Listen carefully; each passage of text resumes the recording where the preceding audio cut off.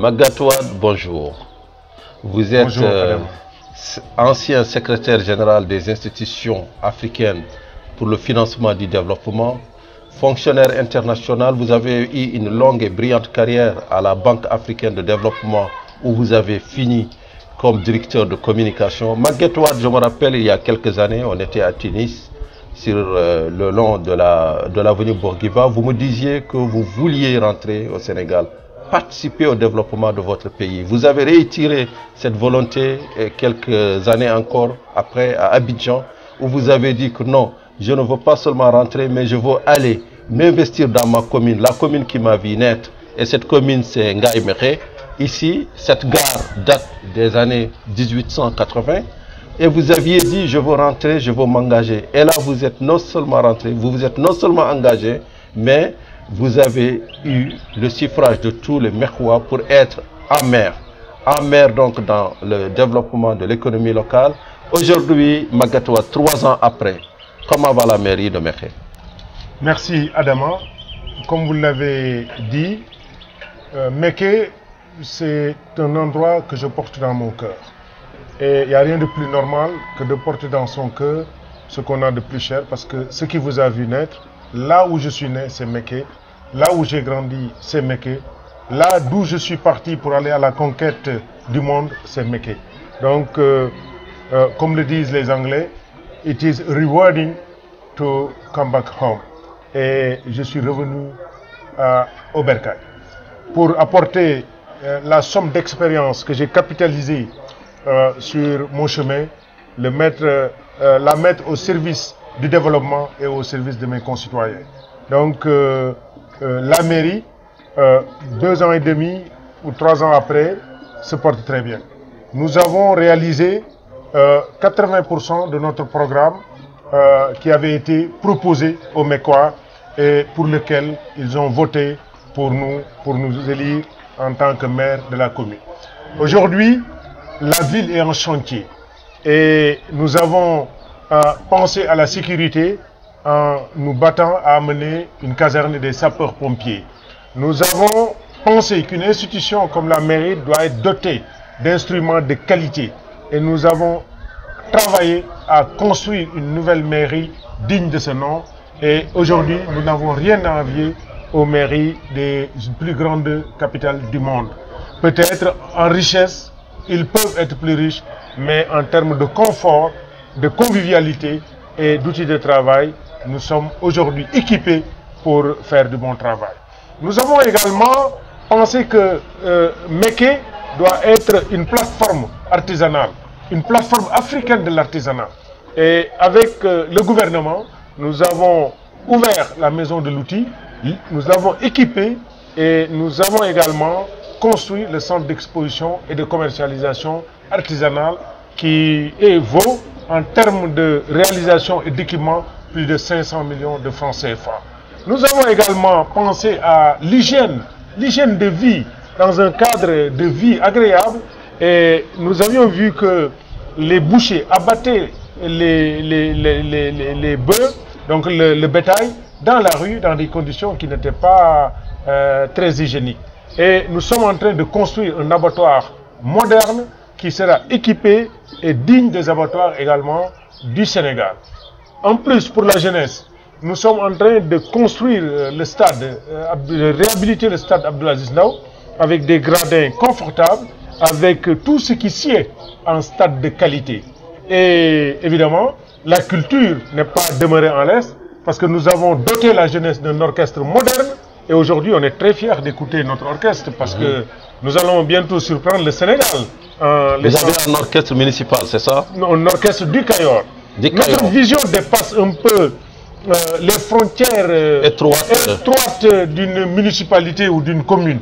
Notre vision, c'est en termes de pôle territoire. Et notre pôle territoire, c'est la province du Cayor. Alors, pouvez-vous nous expliquer c'est quoi le Cayor? Le Cayor. Mes internautes ne connaissent pas. Le Cayor, c'est le royaume du Cayor. C'était un royaume. Et un royaume qui a arraché son indépendance du Jolof, parce qu'on payait les tribus au Jolof. Voilà. Et à notre royaume. À notre royaume. Et qui a été un royaume indépendant très tôt, dans les 1547 ou 60, et qui a vu naître une véritable résistance contre la pénétration coloniale et qui a vécu également dans l'opulence avec la traite négrière, parce que le Cayor, c'est le bassin arachidier également, tout comme le Saloum. C'est les deux bassins arachidiers. Et aujourd'hui, le Cayor, après évidemment que le royaume ait été décapité en 1886 avec la mort du héros national Lat Dior Ngoné Latyr Diop. Ah, nous sommes chez Lat Dior. Ah, vous êtes chez Lat Dior, bien sûr. Vous nous indiquez là sa maison quelque part. Bon, juste derrière la gare ici.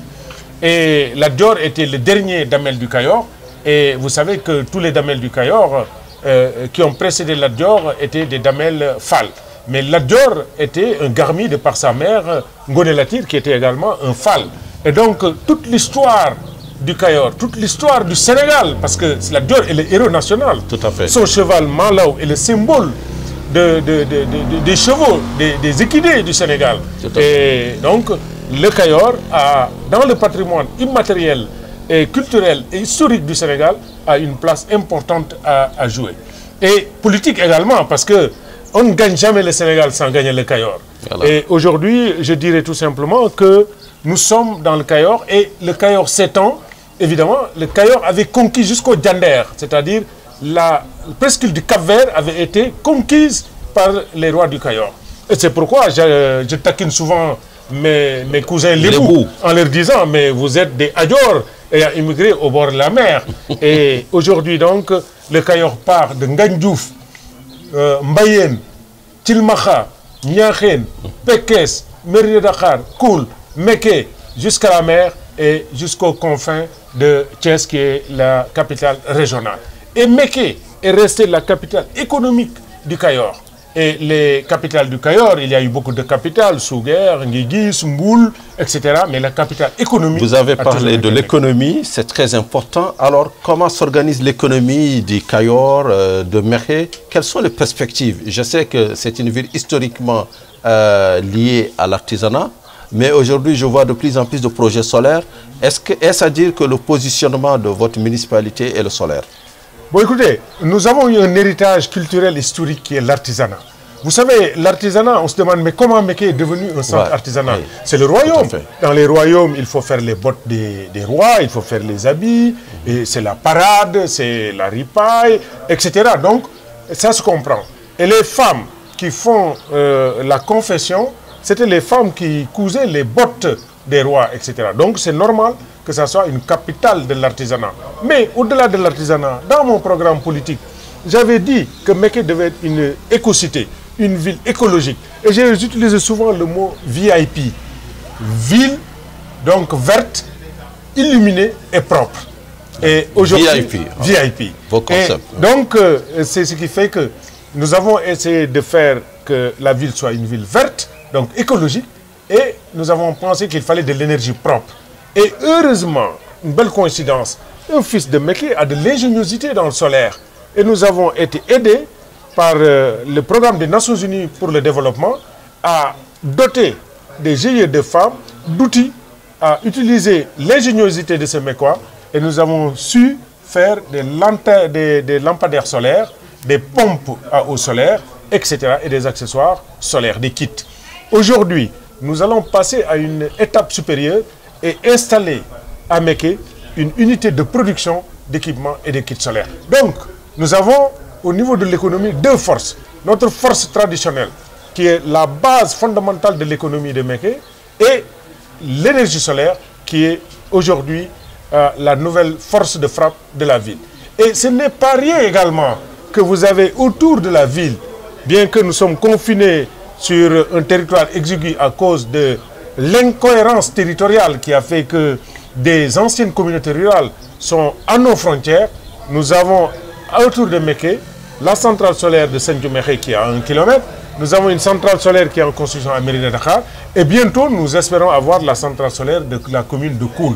Donc, nous espérons qu'à terme, d'ici peu, nous parviendrons avec les éléments complémentaires de l'infrastructure structurante qui se dessine à Mékhé, avec le Promoville, qui projette de construire 7 km de route à Mékhé, avec des trottoirs. Nous avons réhabilité également tout le réseau électrique et nous avons procédé à l'extension.